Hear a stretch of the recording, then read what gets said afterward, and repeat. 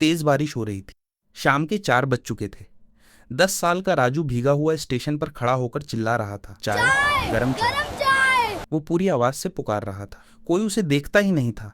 किसी को इस बात से फर्क नहीं पड़ता था कि ये बच्चा अपनी बीमार माँ सीमा की दवाइयों के लिए चाय बेच रहा है। स्टेशन के एक कोने में 3 पुलिस वाले बारिश से बचने के लिए खड़े थे। मुख्य सिपाही राकेश यादव और उसके साथी मोहन सिंह और मनोज शर्मा। देखो छोटा सा बच्चा चाय बेच रहा है, राकेश ने कहा। अरे वो बच्चे इधर आ। राजू की आंखों में उम्मीद चमक उठी। शायद कोई चाय खरीदेगा। वो दौड़कर पहुंचा। साहब क्या लेंगे?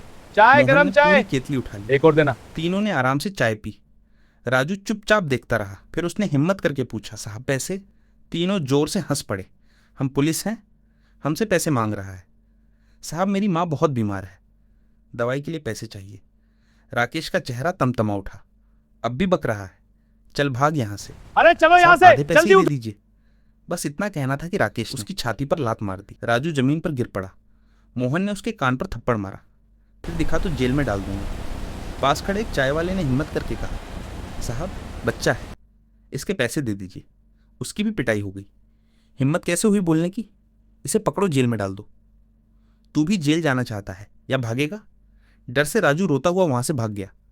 लेकिन उन पुलिस वालों को क्या पता था, जिस बच्चे को उन्होंने बेरहमी से पीटा वो कोई आम बच्चा नहीं था।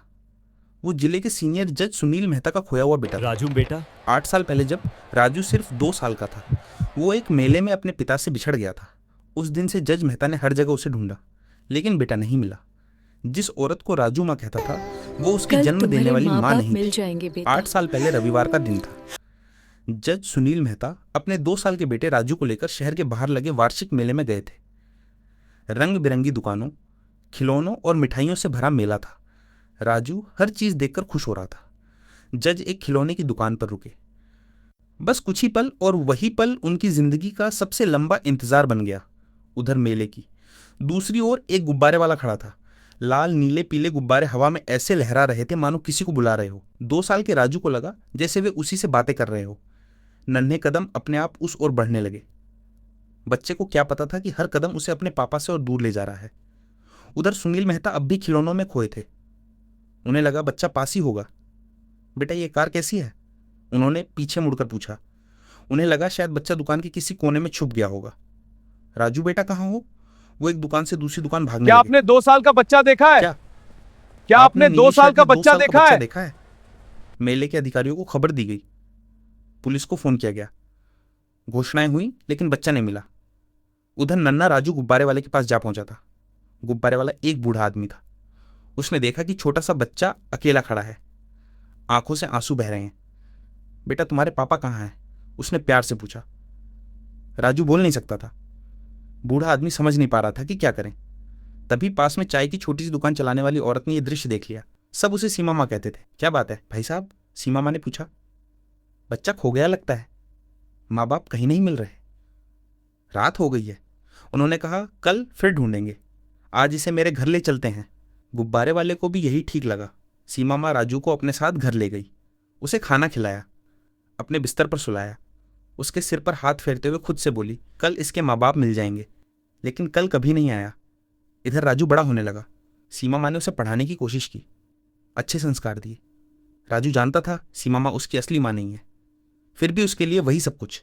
जब राजू 7 साल का हुआ, सीमा माँ की तबीयत बिगड़ने लगी। पहले मामूली बीमारी, फिर गंभीर। दवाइयों का खर्च बढ़ने लगा। एक दिन राजू बाजार गया।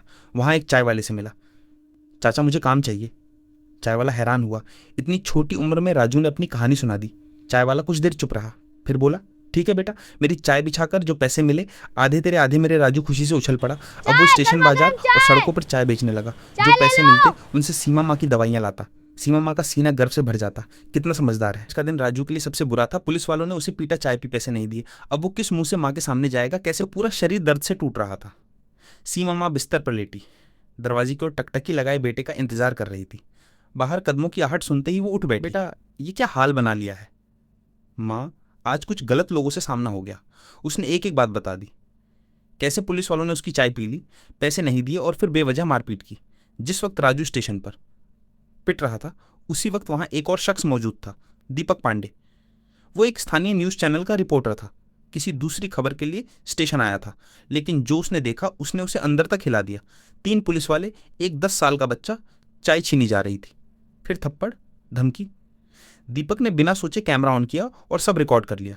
उसने देखा कि कैसे बच्चा रोता हुआ वहां से भागा और वो चुपचाप उसके पीछे से चला गया, ये देखने के लिए कि आखिर वो बच्चा कहाँ जाता है। ये कहानी लोगों तक पहुंचनी चाहिए, दीपक ने खुद से कहा, नहीं तो ये बच्चा भी बाकी खबरों की तरह गुम हो जाएगा। अगले दिन वो उसी झुग्गी में पहुंचा। सीमा माँ बिस्तर पर लेटी थी, राजू पास में बैठा था। मेरा नाम दीपक पांडे है, मैं पत्रकार हूं, उसने कहा। कल आपके बेटे के साथ जो हुआ मैंने सब देखा है। सीमा माँ और राजू दोनों डर गए। साहब, हमने कुछ गलत नहीं किया। दीपक मुस्कुराया। नहीं बेटा, गलती तुम्हारी नहीं है, गलती उन लोगों की है जो वर्दी पहनकर इंसाफ भूल गए। फिर सीमा माँ ने अपनी कहानी सुनाई, कैसे 8 साल पहले उसे ये बच्चा मेले में मिला था, कैसे उसने उसे अपनी गोद में लिया और माँ बन गई। दीपक समझ गया ये सिर्फ एक घटना नहीं, एक बहुत बड़ी सच्चाई है। उस रात दीपक ने पूरी रिपोर्ट तैयार की, वीडियो एडिट किया। शीर्षक उसने लिखा, 10 साल का राजू बीमार माँ की दवाई के लिए चाय बेचता है। पुलिस ने चाय ली, पैसे नहीं दिए और बेरहमी से पीटा। वीडियो सोशल मीडिया पर डाल दिया गया, फेसबुक, ट्विटर, इंस्टाग्राम, यूट्यूब, हर जगह। 2 घंटे के अंदर वीडियो ट्रेंड करने लगा। मीडिया चैनल जाग गए, हर बड़े न्यूज चैनल पर यही खबर, मासूम बच्चे के साथ अमानवीयता। उधर राकेश यादव, मोहन सिंह और मनोज शर्मा की नींद उड़ चुकी थी। उन्हें समझ आ गया था मामला हाथ से निकल चुका है। विदेशी अखबारों तक में छपने लगी, इंडियन पुलिस ब्रूटिलिटी ऑन 10 वर्ष का बाल।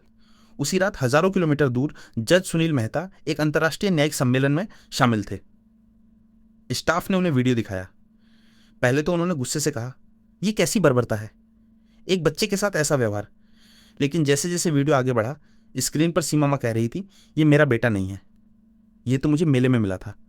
उन्होंने बिना एक पल गवाए अपनी टीम को फोन मिलाया, मुझे अभी इसी वक्त उस बच्चे और उसकी माँ तक पहुंचना है, जो भी मदद चाहिए तुरंत करो। क्योंकि अब उनके मन में एक उम्मीद से भरा सवाल जन्म ले चुका था, कहीं ये वही बच्चा तो नहीं जो 8 साल पहले उनसे बिछड़ गया था। अगली सुबह जज मेहता की टीम सीधे राजू के घर पहुंची। मैं सोनू शर्मा हूं, उसने कहा, जज सुनील मेहता की टीम से आया हूं, हमें आपकी घटना के बारे में पता चला है।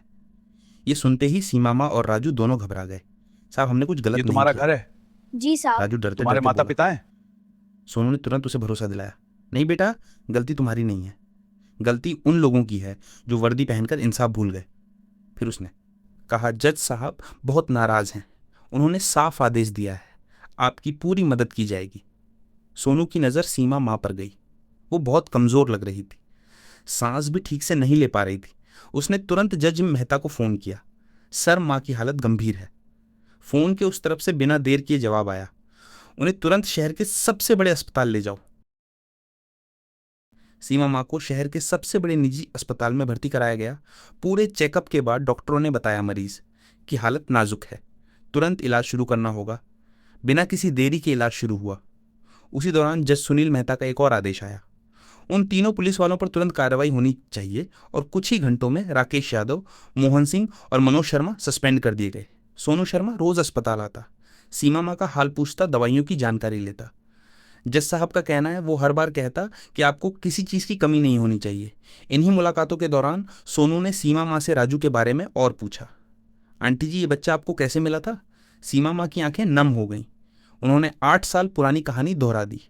सोनू ने तुरंत जज मेहता को फ़ोन किया, सर ये बच्चा इस महिला का अपना नहीं है, 8 साल पहले मेले में मिला था। सोनू, उन्होंने कहा, तुरंत बच्चे की एक साफ तस्वीर भेजो और ये भी पता करो उसके शरीर पर कोई खास निशान है या नहीं। कुछ ही देर में राजू की तस्वीर उनके फ़ोन पर थी। सोनू ने सीमा माँ को व्हील चेयर पर लाया गया और राजू उनके साथ कोर्ट रूम में दाखिल हुआ। जैसे ही राजू ने कदम रखा, जज सुनील मेहता अपनी कुर्सी से उठ खड़े हुए। एक जज एक चाय बेचने वाले बच्चे के लिए खड़ा हो गया। लोगों को समझ नहीं आ रहा था, राजू घबरा गया। मजिस्ट्रेट ने नरम आवाज में कहा, डरो मत बेटा, बताओ तुम्हारे साथ क्या हुआ। राजू ने कांपती आवाज में सब बता दिया, कैसे चाय छीनी गई, पैसे नहीं दिए गए और कैसे उसे मारा गया। फिर सीमा माँ बोली, ये मेरा सगा बेटा नहीं है, 8 साल पहले मेले में मिला था, मैंने इसे भगवान का दिया हुआ समझकर पाला। ये मेरी दवाइयों के लिए मेहनत करता है, बहुत अच्छा बच्चा है। इतना सुनते ही जज सुनील मेहता खुद पर काबू नहीं रख पाए। वो अचानक खड़े हुए और तेज कदमों से राजू की ओर बढ़े। पूरा कोर्ट हक्का बक्का रह गया। जज साहब ये क्या? वो राजू के सामने बैठ गए। बेटा जरा अपनी हथेली दिखाओ। राजू ने हाथ बढ़ाया, हथेली पर वही छोटा सा काला निशान।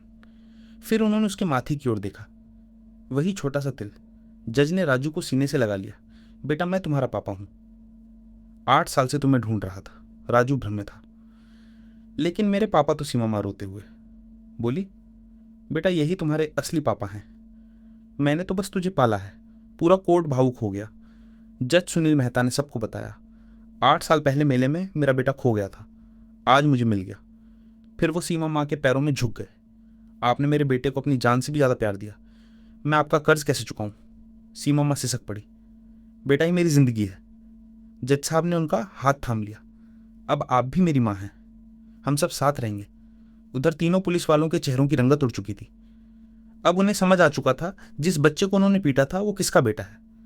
मजिस्ट्रेट ने फैसला सुनाया, मुख्य आरोपी राकेश यादव को 7 वर्ष की कठोर कारावास की सजा दी जाती है। मोहन सिंह और मनोज शर्मा को 3 वर्ष की कठोर कारावास की सजा दी जाती है। अपने निर्णय में न्यायाधीश ने कहा, यह सिर्फ एक बच्चे के साथ अन्याय नहीं है, यह हमारे पूरे सिस्टम पर सवाल है। कानून की रक्षा करने वाले जब खुद कानून तोड़ें तो किसी भी सूरत में बर्दाश्त नहीं किया जा सकता। कभी कभी इंसाफ सिर्फ सजा नहीं देता, वो बिछड़े रिश्तों को भी लौटा देता है। दोस्तों, मिलते हैं अगली कहानी।